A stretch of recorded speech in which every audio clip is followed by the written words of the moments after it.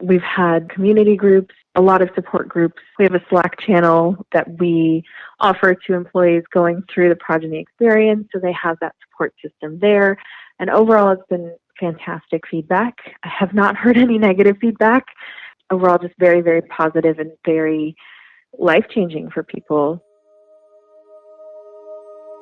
Life-changing. I feel like that's a phrase that's sometimes thrown around a little too much. I've heard about life-changing sandwiches and concerts and specialty brew at a coffee shop. And don't get me wrong, we should all take more time to enjoy the small things in life. But when today's guest says life-changing, she's talking about something big. She's talking about a family-building benefit that offers comprehensive support. She's talking about people starting and growing their families. She's talking about Progyny. Today, we're going to hear from Ashely, who's not only Associate Director of Benefits where she works, but she's also experienced infertility and even signed up for the Progyny benefit herself. This is going to be an insightful one. I'm Dan Bulger with Progyny, and this is Infertility. Ashely's fertility story starts like many fertility stories start. They decided to start trying and figured it'd be easy. So 6 months or so passed and I still wasn't pregnant. And obviously, each month that passes that you aren't pregnant, you experience the full gambit of emotion, disappointment, and that was such a weight on me. When days of trying become weeks and weeks of trying become months, it really does add up. After about 8 months of trying, Ashely consulted with her OB, who recommended some ovulation tracking kits. And that's when she realized she wasn't ovulating. So I met with a fertility specialist to start some testing. And so they did everything from AMH levels, testosterone, those initial ultrasounds, FSH, progesterone. And at that point, I was diagnosed with PCOS, or what's known as polycystic ovarian syndrome, which came as a bit of a shock. My husband did all of the testing himself, and he was totally fine. In fact, his levels were above and beyond. So obviously that infertility diagnosis was being experienced on my side. And thankfully, I had a really supportive partner going through that because it is such a weight on you. And, getting that diagnosis was a bit of a shock because unless you're actively trying to have kids, you wouldn't test for something like that unless you had more severe symptoms. And mine were pretty mild. That could, be explained for other things. So thinning hair, irregular or light menstrual cycles. I didn't have any of the obvious symptoms, like excessive hair growth, but I did have elevated free testosterone and I wasn't ovulating. PCOS is very common, and it's often misunderstood. We recently posted a video on our YouTube channel, at Progyny on YouTube, with Dr. George Kovalevsky from Delaware Institute for Reproductive Medicine. In that video, Dr. Kovalevsky discussed the most common misconception he faces when discussing PCOS with his patients. Here's a snippet. There are several misconceptions about PCOS. One of them is that there's a standard stereotype that a woman with PCOS is always obese, very overweight, and always hirsute, lots of abnormal hair growth. Well, that is a classic type of PCOS. There are many others as well. So a woman may be thin, have no abnormal hair growth at all, yet still qualify for the diagnosis of PCOS. And taking just one step back, here's Dr. Kovalevsky explaining what PCOS is in general. It's a syndrome, meaning there's not one thing that causes it or one test that we can do to identify it. So rather, PCOS is a hormonal imbalance that's characterized by several things, several aspects, like having elevated male-type hormones, androgens, or not ovulating on a regular basis. So PCOS is a syndrome, and there is no cure. Instead of a cure, all we can do is treat the symptoms. For Ashely, the only really relevant symptom was that she wasn't ovulating, so her fertility doctor helped her devise a plan of attack. My doctor was able to prescribe me a medicine called Clomid, which forces your body to ovulate. So at that point, I was told I could do 6 cycles on Clomid before needing to resort to other treatments such as IUI or IVF. For those whose primary challenge is ovulation, medication like Clomid can be just what you need. Stands to reason that if you can't achieve pregnancy because you can't ovulate, then ovulation medication should help you get pregnant. And the upside to taking Clomid to achieve pregnancy is that it's significantly simpler and cheaper than something like IUI or IVF. The downside is that it comes with significantly low success rates. That usually means that people taking Clomid need to take it for multiple cycles. And while Clomid isn't near the challenge of IVF, it's still not without its drawbacks. Drawbacks that can weigh on you after a few cycles. I had everything from mood swings, bloating, hot flashes, nausea. The mood swings, I think my husband would say, were probably the most difficult to deal with. And really, you just feel off. You feel not yourself. And so that mentally taxing, and then being on this medication and praying for it to work and it not working. And then, you have a set limit of cycles. And once that's exhausted, that's it. You can't put your body through that anymore. So that was very mentally taxing and physically taxing, because you don't feel like yourself. You feel kind of down and lethargic. 6 cycles add up. And as you heard, doctors aren't going to be comfortable doing more than 6 cycles. If it hadn't worked by then, the likelihood of success is significantly low. So after the 6th cycle, Ashely started setting her sights on IVF. I started Clomid in July, so it was December was the last cycle that I could take it. And by that point, I had known that Progyny was coming. So we had finalized the plans in September for a January 1st, 2022 effective date. And so we were actually able to call into the patient care advocacy line starting in November. So I called into the patient care advocacy line and spoke with the nicest human being I've ever met in my entire life, very just empathic and supportive.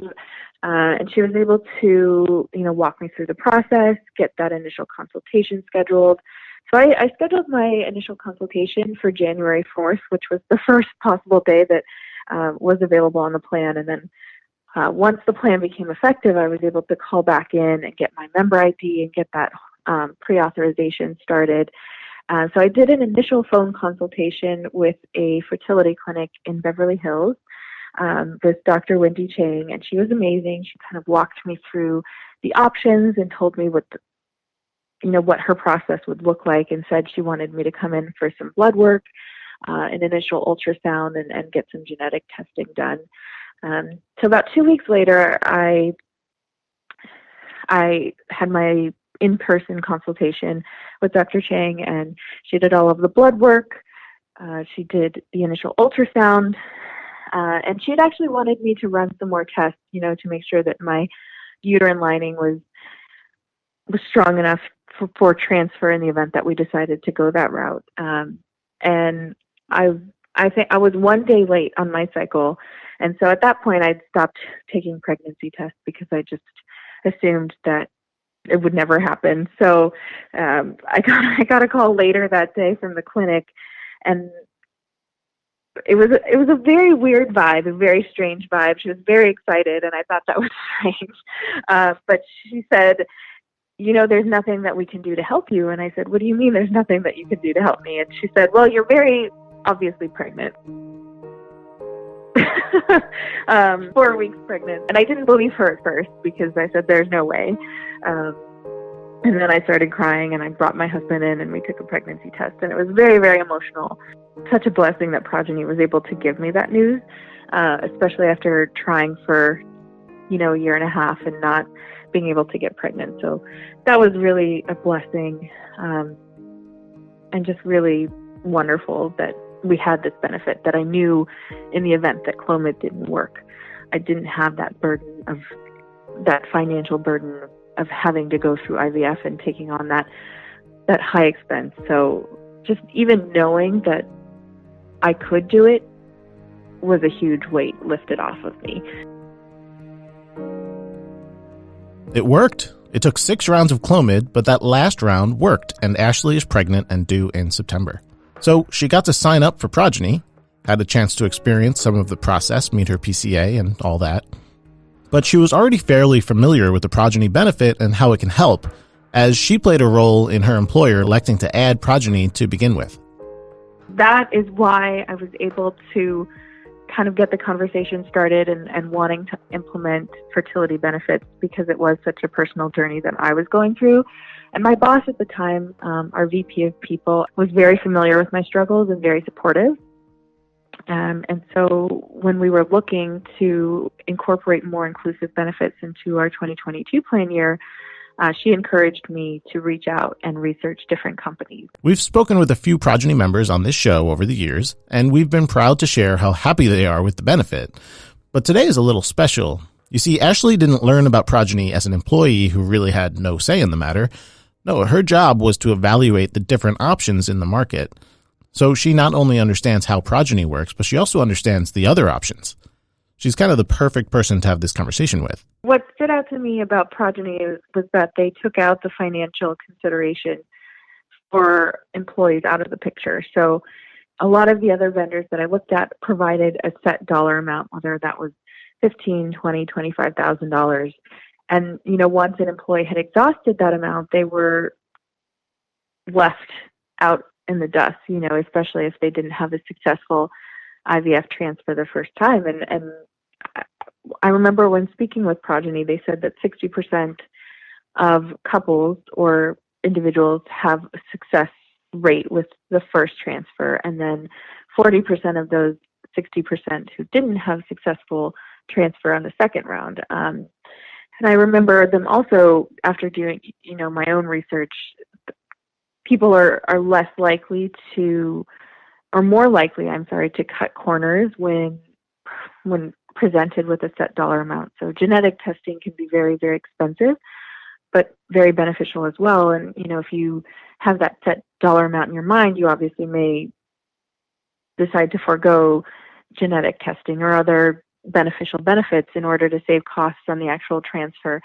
And that didn't sit right with me because I wanted employees to really have that burden just fully lifted off of them and not have to worry about the financial aspect. I mean, IVF is so expensive already. I talked to so many employees who took out personal loans or took out a second mortgage or really, cut corners in other aspects of their life in order to be able to afford something that they didn't have a choice for. Most people don't have to make that choice, and I didn't feel like that was fair. So when researching Progyny, the account management team is superb and amazing and flawless at what they do, and so that was a big draw. The whole process from start to finish just seemed really easy and seamless. So I wanted to take that burden off of our employees and make it easy for them to access care and have that support through the patient care advocacy team, which was, a huge benefit to me when I was initially going through this process. Do you have Progyny? If so, you should call your PCA and learn about your options. This is a truly life-changing benefit, and you shouldn't hesitate to use it. If you don't have Progyny right now, all is not lost. You can ask for Progyny. Speak with HR, bring it up in a meeting with benefit administrators. Maybe this is something for an employee resource group to become involved in. Healthcare coverage in this country tends to come from our employers. So if you need this coverage, you need to get it from your employer. Most employers who add coverage like this do so because an employee asked for it. We have resources that can help at progyny.com/talk-to-HR. But that being said, it's tough. People don't always want to walk around at work talking about their own personal struggle with infertility. It is very much still, a quiet, journey that people go through. It's still not talked about very much. It still has a bit of a taboo attached to it because people just don't talk about it. And so it can be a very lonely and isolating journey. And so for them to reach out to me, I felt very grateful that they, A, trusted me with that information, and B, was able to advocate on their behalf. So the overall reaction has been amazing. So many positive things have come from offering Progyny, whether it's couples who are struggling to conceive, whether that's their IVF journey, or even our LGBTQ plus employees who want to start a family, or women who are not ready to have children and want to freeze their eggs, giving them that opportunity to focus on their careers for the moment and evaluate that at a later date when it's more feasible for their for what's going on at the time. And so we've had, community groups, a lot of support groups. We have a Slack channel that we offer to employees going through the Progyny experience, so they have that support system there. And overall, it's been fantastic feedback. I have not heard any negative feedback. Overall, just very, very positive and very life-changing for people. And I myself know what that feels like when you're faced with a potential $30,000 medical bill, and having that weight lifted off of you. I can imagine it's almost freeing knowing that it's still going to be a mentally and physically taxing journey, but to have that financial weight lifted off of you is enormous. Lifting that huge financial burden is tremendous. But it's not only financial support that employers can offer through Progyny. At Progyny, we pride ourselves on superior member experience. That's my marketing side coming out. But we asked Ashely in what ways Progyny makes things easier for those who need it. We really take the hard work out of the equation for employees. So I remember when I called into the patient care advocate line, I was given an entire list of available clinics and doctors. And so I was able to do my own research and find the doctor that I felt would be the best fit for me. But to offer those resources for employees who are already probably so down and frustrated and going through that experience has been a huge weight to lift it off of our employees. I think that it just makes it so easy for them to start that journey. And so that's been very, very freeing. Comprehensive coverage for fertility treatment and other family-building benefits are extremely important for those who need it. But Ashely says that this benefit has been a popular one across the company. In the process of conducting benefit surveys, it is one of our more popular benefits, even though maybe a small percentage of the employee population may actually take advantage of the benefit. Just knowing that we offer it in general is a huge plus. I think a lot of people can resonate with those or know someone that has going through infertility or has gone through infertility. And so even though they may personally not have that experience or have gone through that experience, they can relate. And that's been key. Okay, so we've established that Progyny is a successful benefit, that employees who need it, need it, and even employees who don't need it appreciate that it's there. So you might be thinking now, so what? I don't have it. Why am I listening to this conversation about a benefit that I don't have? Well, the reason we made this episode isn't actually to just boast about the benefit. The reason we made this episode is because it's important that people understand what's out there. That way, if they find themselves in a position to advocate for change, they'll know what to ask for. I would encourage those who have the opportunity to advocate for coverage to speak to employees who are trying to conceive and to human resources. So whether that's through employee resource groups or community groups, and getting that topic at the forefront of those who have the ability to make those decisions in front of their minds and get that seed planted as early as possible. I would do a lot of research and present that information to HR, senior leadership, with finance, with stats and facts. So 1 out of every 8 couples suffer from infertility, and it's often a struggle that many conceal and keep to themselves. And then fertility treatments are often expensive and out of reach for many people. So for the company to be able to offer that benefit is life-changing and allows employees to have that flexibility and option to start a family when they otherwise might not be able to. And then also just doing a cost analysis and comparing, the cost of offering 1 smart cycle versus 3 smart cycles.